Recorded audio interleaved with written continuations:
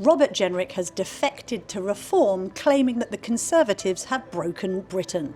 After a mad day, we explain how and why Robert Jenrick jumped ship. When you said you were never ever going to defect last Friday, that you were in fact lying, and therefore the accusation that you're untrustworthy may be true. That's my question. Camilla, I'm very sorry to disabuse you, since I thought you were a very experienced journalist, but politicians don't have to reply to all the text messages that they get sent by But journalists. you did reply. And I wasn't going to And you give said you never. the exclusive news of my decision. Tim, we've just come out of a very hot Reform press conference, which was planned to be about the local elections. Momentum was building in the room. Every journalist in the lobby was in there, packed in there. It was a full house. And then we had this, slightly delayed unveiling of Robert Jenrick. That's correct. The whole thing had an improvised feel because it was improvised. Kemi Badenoch sacked Rob Jenrick, apparently on the understanding that he was planning to join Reform at this press conference, and that what had been advertised as a local elections press conference was actually about unveiling this shock defection. Nigel came out and explained he had no intention of introducing Rob Jenrick at 4:30. Jenrick had no plan of joining Reform, as Nigel put it, today, or tomorrow, or the week after, or possibly even ever. In other words, Kemi Badenoch sacking Rob Jenrick actually caused Rob Jenrick to join Reform. And so, after that little preamble, Nigel Farage then said, "And please welcome Rob Jenrick," who then didn't appear. Not that second, not the next minute, maybe he never would. But eventually he did show up. And when he did, it just turned Westminster upside down.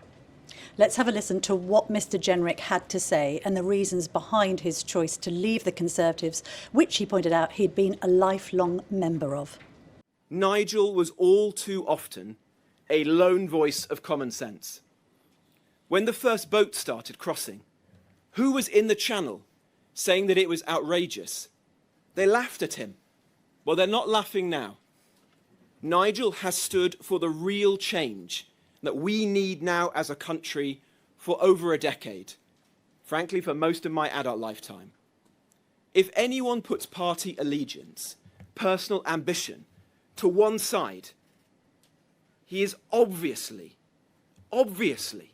the right person to lead the movement for change Britain needs. Recognising the situation our country is in. Camilla, the morning started with us planning a very different podcast, but we had to throw our plans out when this happened. This morning, I removed the Conservative whip from Robert Jenrick after dismissing him from the shadow cabinet. I was very sorry to be presented with clear, irrefutable evidence, not just that he was preparing to defect, but he was planning to do so in the most damaging way possible to the Conservative Party and his shadow cabinet colleagues. It is my responsibility to protect our party, and faced with that information, I took the only decision that any responsible leader could. Because the British public are tired of political psychodrama. So am I. They saw too much of it in the last government. They're seeing too much of it in this government. I will not repeat those mistakes. Robert Jenrick there has basically torn the Conservatives to shreds. Yeah. He has taken aim at all of his former shadow cabinet colleagues. He's had a go at Priti Patel. He's told an anecdote about how lots of cabinet members didn't want to stop the boats, that they were disingenuous about immigration, that they were disingenuous in general about trying to fix Britain's problems. He's basically made the argument there that for the good of the country, I had no choice. The only person that's going to be the next Prime Minister and fix broken Britain is Nigel Farage. Therefore, I've jumped. And he had this interesting story about how he'd met with colleagues in the Tory party and said, and they had discussed, is Britain broken? And he said that he was the only one who instantly said yes. Everyone else either said, no, it's not, or it is, but we mustn't say that. Yes. He wants to focus on immigration issues. Kemi Badenoch wanted to focus on the economy. And he's gave the impression that he'd been thinking about this for months. Well, we'll get onto the timeline in just a minute because I asked a question about that because I'm a little confused about it. I must be honest, Tim, having heard from Genrich himself last Friday that he was never, ever going to defect. Get onto that in just a moment. But what was interesting is how he was positioning himself in all this, basically saying, I've had to put my leadership ambitions at the Conservatives completely to one side, and I've had to take one for the team here because the only way forward is with reform.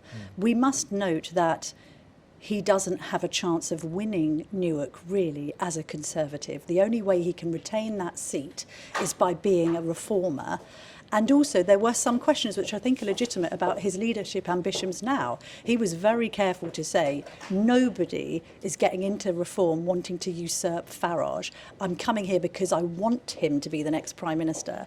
But there was an admission from Farage that he was being brought in for his governmental experience, and there's been whispers among the Tories today, well, Farage might need to be careful what he wishes for, because these are ambitious people alongside Genrich who will all want to make their mark on reform. Let's put it like that. That's true, although this is the Nigel Farage party. Yeah. He has an open shot at running at the next general election to try to become Prime Minister. I don't believe anyone would challenge him on that. It's Rob Jenrick who's going to lose a lot. In Parliament, he's been the one asking questions and arguing at the dispatch box rather well, I have to say. Well, now he can't do that. He's going to join the other 5 on the backbenches. Yes, it's 4 to 5 to 4 to 5. Yes, I think it's up to 5. Where they never get called, even when the whole of Parliament is talking about them. Yes. So he really is stepping down from something. He's not going to hold a by-election. He's just going to cross the floor and continue as a reformer. I mean, throughout the whole day, attack lines have been coming in, people pointing out that the constituents that supported him in the last general election in Newark are feeling betrayed. As ever, there's a whole history of different tweets that Genrich has said about reform and Farage has said about... Nigel Farage is worse than Jack the Ripper. You know, there's always a Exactly. back catalogue of those sorts of things, yeah. But can I just speak into the question that I asked, because I do remain a little confused. We've had a press conference where Genrich has said that he was first approached by Nigel Farage back in September. We've written consistently that there have been overtures from either side and that there are certain power players trying to broker the defection. I'd always been given the impression that Farage considered Genrich to be, quote, the ultimate prize. He is saying that this is a seminal moment for politics, particularly on the right, because Genrich is going to bring a load of right-wing Tories with him. Time will tell. Also, didn't you think it was interesting, the deadline that Farage has put on defection? Yes, May the 7th, local elections. Basically saying, defect before the May the 7th elections, don't bask in our glory afterwards. Yes. That's the cut-off, that's my red line. And he says that everyone's completely underestimating just how horrendous these elections are going to be for the Tories and Labour, what's going to be left at them. Also promising us a Labour defection next week. But there is a little bit of disingenuity about when this has all been planned, because as I've revealed to you in previous Daily Teas, I wrote my column last Friday saying Genrich's going to defect and Badenoch's trying to work out what to do about it. I then received a flurry of messages, let's just say from sources very, very close to Genrich, questioning the veracity of the story. I asked an outright question, is he going to defect? I was told no. I then replied... Never. I said, not just no, but never. No, I said, not now or ever, and I had one word reply, never. So I put that to Mr. Genrich at the press conference. Camilla Tominey from the Daily Tea. Can you just clear up, Mr. Genrich, the timeline on your defection? Because I wrote a column about this on Friday, and there was an exchange of messages with, let's call it sources close to you, insisting that you were never, ever going to defect. It's no surprise that if you phone me, I don't have to tell you everything you want for your column. Well, no, I'd already written the column at that point, but I just wanted clarity, like Chris Mason at the BBC and all the other journalists here, that when you said you were never, ever going to defect last Friday, that you were in fact lying, and therefore the accusation that you're untrustworthy may be true. That's my question. Camilla, I'm very sorry to disabuse you, since I thought you were a very experienced journalist, but politicians don't have to reply to all the text messages that they get sent by journalists. But you did reply. And I wasn't going to and you give said you never. the exclusive news of my decision. Okay, so you misled me. But if you're asking me the question about honesty, nobody in the Conservative Party was more honest about the failures of the last Conservative government than me. What is the most honest thing to do, Camilla? To stay in a party knowing that its principal policy on Rwanda was a failure, or to resign from its cabinet? What's the most honest thing to do for myself and the country, but to say this party is going nowhere? And if you really want to turn it around, ensure that the country is fixed, then you have to rally behind Nigel and reform. That is what I've done. Just wanted the timeline, that's all. Before he actually defected, when rumours were swirling, we recorded a discussion about who comes out of this best, Kemi or Rob Jenrick, and I think I was correct. Tim, we're podcasting from the seat of our pants. We are hanging like threads from our WhatsApp feeds, wondering what is happening. It's currently 3:15. Okay, Kemi Badenoch has announced that she has sacked Genrich in the most extraordinary fashion, really, in the kind of social media video that was so punchy it would make Team Bobby J blush. My goodness. And we'll get on to the content of what she said, why she said it, and why this has all happened. But you and I are sitting here and we're about to hot-foot it to reform to see whether this press conference that was pre-arranged by Nigel Farage, who's been in Scotland this morning, but we think wants to say something about the assault on democracy that is the cancellation of yet more local elections, Yes. could be grabbing Bobby J because he's thinner now, he's lighter, he's been on Monjaro, literally like a rabbit from a magician's hat, and saying, da-da! And if that was the plan for this press conference all along. Because Nigel Farage's day was scheduled to be, for some time, a speech in Scotland unveiling the new Scottish leader, Yes. followed by Malcolm Gifford. Right, followed by dashing straight down to London to do a press conference at 4:30, which always looked a bit odd. And one wonders if that diary commitment is something that kicked off speculation within the Tory party that that's when Genrich was going to be unveiled. Let's be honest, there's been speculation in the Tory party, in Westminster, in newsrooms, and in the country that Genrich was about to jump ship. Yeah. I mean, we were talking about it before the Tory conference, and then he wanted to be kind of front and centre of that event for the Conservatives, and he in turn was doing eye-catching interviews about no white faces in Birmingham. He was posing with a judge's wig on and saying the judiciary had gone to pot and all the rest of it, so it didn't happen. So crucially, he's not just there been sacked as shadow justice minister, he's also had the party membership taken away from him. Yes. That means there's really no going back. She kicked him out the door. It's just so cold, so hard, so sinister. So then in this environment, just to kind of let you know how the sausage is made a little bit, obviously the newsroom erupts, everything's very exciting. You and I are thinking, right, we've got to completely repivot on this podcast. And of course, there's a requirement for us both to write. And we have written, and you can read them on the Telegraph website, 2 different pieces. You're arguing that this is good for Genrich, and I'm arguing that it's good for Badenoch. Right, shall I make my case for the prosecution? Go ahead. As she is the one who has taken the action in this case. Well, let's first of all just mention the fact that I'd like a little bit of a brownie point if I could have one, because I did predict this in my column. So do you remember at the beginning of the week I said, do I look like an idiot because Nadeem Zahawi is defected and not Robert Jenrick? You wrote a column saying, I think Rob Jenrick's about to defect. Yes. And then on Monday, a couple of days afterwards, Yeah. Nadeem Zahawi defected. So for a moment it looked like you were right, there was a defection, but you got the wrong person. But actually, I think that all the time in the background, there has been a huge amount of manoeuvring, both from Genrich towards reform and reform towards Genrich. Yes. I think that Badenoch and her team have been getting increasing wind of this and basically thought, we need to strike. They must have thought this week after Zahawi, actually, which came out of nowhere. They're blindsided by Zahawi, and I think she thinks to herself, right, I'm not having this happen to me twice in 1 week. I'm going to cut him loose before he shafts me. The timing, because, as I said, some people looked at that scheduled 4:30 appearance on a Thursday before local elections and thought maybe something else is going to happen then. The other thing I just want to say is you always know when you've written something true when the person you've written it about contacts you immediately and says, why the bloody hell have you written this? Right. If you hadn't written something true, they wouldn't care.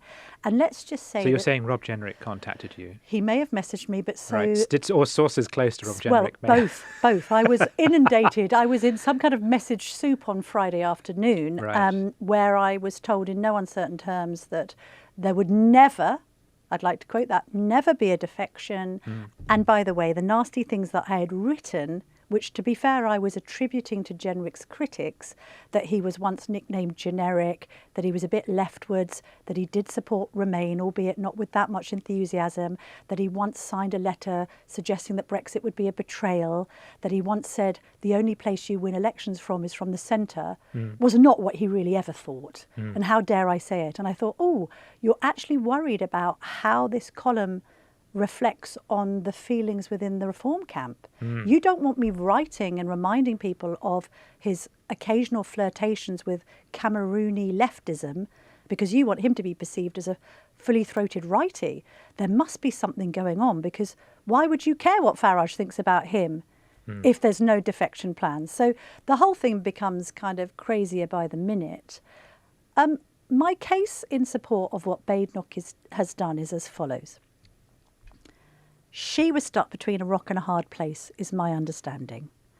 I have managed to find out today that, mindful that he was preparing to defect, she did actually what I advised in the column, which is brought him in for a meeting, offered him a shadow cabinet promotion, I think probably shadow chancellor, poor Mel Stride, that didn't go down very well, that he was quite critical of the whole Conservative operation. And this has been the constant criticism. He's been operating in a silo. He isn't a team player.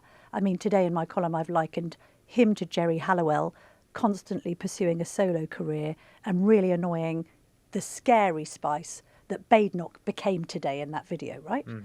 And Camp Genrich at the time of the leadership race, which, by the way, she won by 1 MP, but she got 56% of the 94,000 votes. So she did win it pretty comprehensively.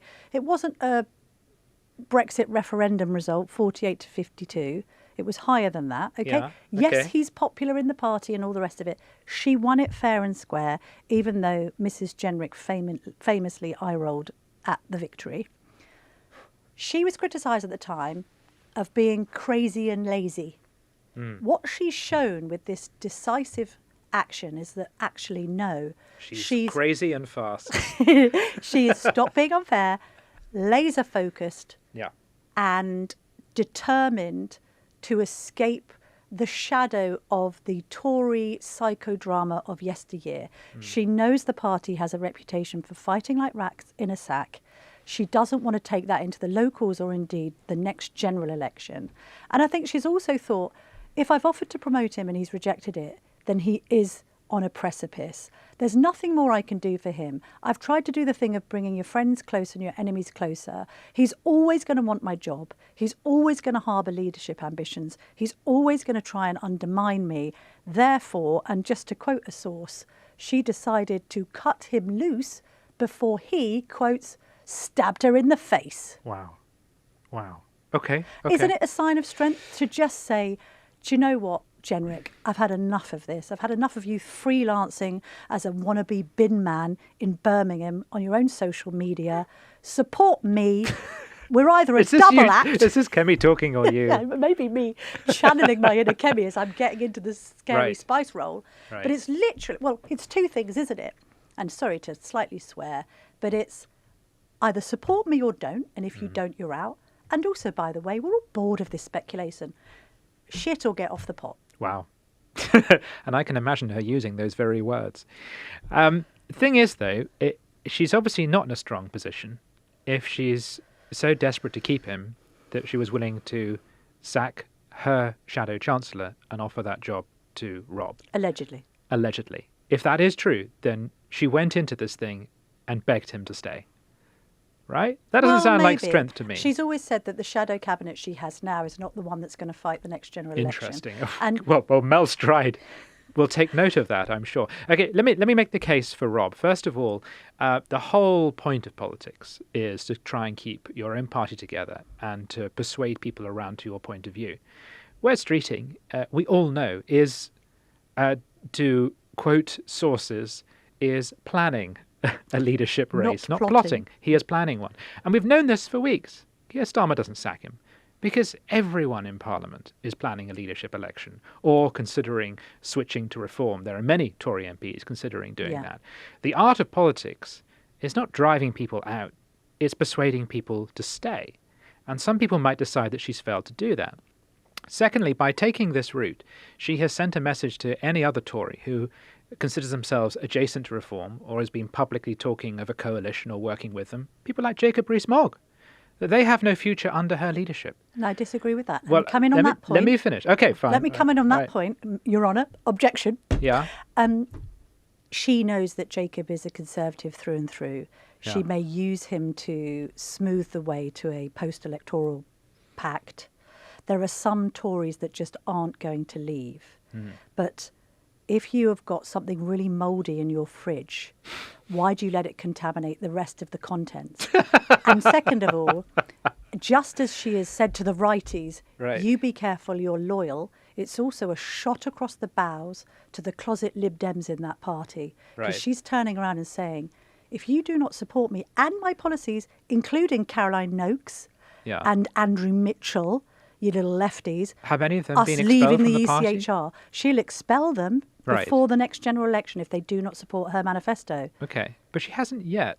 I mean, the metaphors are going here from stabbing in the face to bacteriological warfare. And I guess the party will be united if there's just Kemi left in it because she's the only one she can trust.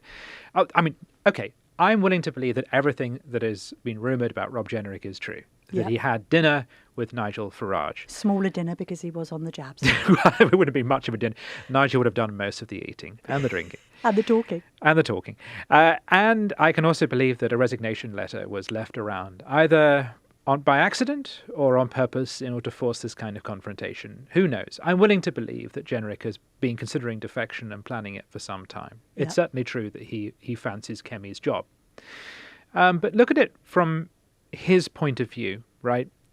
He lost the leadership election, but he won 44% of the vote. He was then given a really crappy junior role. What, shadow justice? Shadow justice. He was a lawyer once. He ran in the election and he got 44% of the vote. He should have had Shadow Home or Shadow Chancellor. It was an odd job to give him. Despite that, he unquestionably shone in it. And in fact, his videos of him challenging fare dodgers or climbing Mount Snowdon in a pair of shorts, it made him into a social media star, right? Yes. Plus, the party, if it has stabilised its position in the polls, has arguably done so because it has adopted his position on immigration. So there's a case for saying Rob has been working very hard, and through the party moving towards him, that is the reason why it has stabilised. Have they moved towards him or moved towards Farage? Because just on the immigration point, this is the counter-argument to that. Your Honour, objection. They have had rows, Badenoch and Genrich, because Badenoch thinks that the Conservatives' key strength is to hammer home economic competence. Correct, yeah. And that they shouldn't mention immigration as much. And by the way, can you, Robert Jenrick, stop banging on about immigration? Because you were immigration minister, and she was apparently angry with him that he kept on banging on about the case of Fatah, the Egyptian activist turned anti-Semite who is a self-confessed racist and was welcomed back to the UK by Keir Starmer because they were the ones who gave him citizenship in 2021. Right, but he would say, sources say, that was Priti Patel's fault. And James Cleverly's. The issue is that, think about, again, go back to those top jobs right now. Priti Patel, who was caught on camera openly defending the last Tory government's immigration record, and Mel Stride, who everyone thinks is a bit of a wet. Why have those two got the two big jobs? Oh, and Chris Philp. Who is Chris Philp? That is unfair on little pocket-sized Philp. Oh, bless him. Who loves a broadcast round. He loves this podcast. He does. He's a lovely man. But nonetheless, I stand by the point. The guy came second in the leadership election. He got a very good vote. He is a social media star, and you're not using him properly. But that could be because he keeps on slagging off everyone else in the camp, by the way. Right. Oh, it's Priti's fault. Oh, it's Cleverly's fault. Oh, it's Suella's fault. It's not my fault. Well, you were immigration minister. Oh, I resigned. Oh, did you? Some people think Boris Johnson sacked you. He did resign, so that shows principle, and okay, he has changed his position on politics. It's the principles of Groucho Marx. The Reform Party Here has are my just principles, and if you don't like them, I have others. Well, where I was once left, I'm now right. Well, the Reform Party has just welcomed Nadeem I Love Immigration Zahawi into its ranks. So it proves that even leopards can change their spots. Right. So let's think about Genrich's position within the party right now. You're absolutely right. That conference was probably the opportunity to bring down Kemi by challenging her, and he didn't. And one criticism that people have of him is he's a little indecisive. And he preferred instead to bask in the glory of having a whole day of the conference dedicated towards him. Kemi then came out with her abolish stamp duty policy, and suddenly Kemi looks like she's in the job, past the local elections, up to the general election. Which means that Rob Jenrick, yes, an ambitious man, is going to be stuck playing fourth or fifth fiddle to Kemi Badenoch as the party continues its decline and is almost wiped out by reform at the next election. Better to play fifth fiddle to Farage then. Right, but maybe second. I think it's a little bit better. What? But Are you joking? And if someone tell Kemi, Richard Tice. If Kemi loses, which she will, the next general election, then there's an internal battle to replace her. If Rob Jenrick manages to persuade the weird rump of Lib Dems still running the Tory party at that point that he should be the leader, he'll inherit a dead party. So why does he want to do that? So let's assume he was thinking about resignation or defection or whatever. How does he actually do it? Because of course, if he does walk away, people are going to call him a traitor. Yes. And people just don't like traitors. So what's happened instead is Kemi has sacked him. Well, and what by are you sacking saying? him... Are you saying that resignation letter that was left on the photocopier or was done on purpose to force her hand? Maybe. Because then he can say, it's not my fault. Right. I was loyal to the Tories. She fired me. Maybe he's playing 3D chess. Maybe some moron in the office just left it on the photocopier. Exactly. I don't know. But by getting rid of him, she takes the sting out of the accusation of treason. And what he can now say is, I didn't walk away from this party. I'm a team player. That crazy lady, crazy cat lady, recorded a video in which she has the background blurred like she's in a Premiere Inn. Look, dog man, there's nothing wrong with cat lady. That crazy cat lady kicked me out of the party. And what he will now say... I want another objection. Let me just finish this. What he will now say to perhaps a couple of dozen of sitting Tory MPs is, this could happen to you. Yes. So why don't you join me in reform? Come with me and I'll give you back your country, he could say to the righties. And I do appreciate the point you're making. She's actually lost the person who was throwing around all the red meat for her. Yeah. He was attracting all the criticism of the Tories being nasty and racist and this, that and the other. Yeah. And she was able to kind of stand a little bit back from it and say, well, just let Genrich do all this. She's left with Chris Philp and Mark Francois. But, objection, Your Honour, on the taking the sting. Yes, in a way, he can now claim to be the victim, but she's taken the sting out of his defection because it now looks forced. She has devolved him of any great responsibility for it, or Farage. It would have been a lot better for Genrich to have been unveiled like Zahawi. We've plucked this guy out of the Tories because he's such a talent. And now, people who don't watch these events as closely as you and I do, like little Westminster geeks, will look at it and go, oh yeah, he was thrown out and now he's in reform. God, what a party that is for washed up Tories. He had nowhere else to go. A little bit like me on the right, he was politically homeless. Therefore, it doesn't quite look as potent if he is, and we better get to Millbank Tower, if he is unveiled, do you think they put a sheet over him and Zia Youssef whips it off while Nigel, dressed in Andrea Jenkins's sequins, goes ta-da? Yes. Wow. What an image. Shall we go there now? Let's go there now. I'm willing to accept, I just want to finish at this point. I am willing to accept that I'm being way too Westminster insider on all of this. And I think if I take a step back, it does just look like badass Kemi sacked a troublemaker. And I think that's how much of the public will interpret it. And by the way, can I concede, as we've now kind of reverse ferreted on our views, that although I'm making the case for Kemi, I do also like Rob Jenrick, think he's a good politician, and he may still... Never burn a bridge. Well, Never burn a bridge. The thing is, it's hard because, he's quite good fun, really, and he likes a bit of a gossip.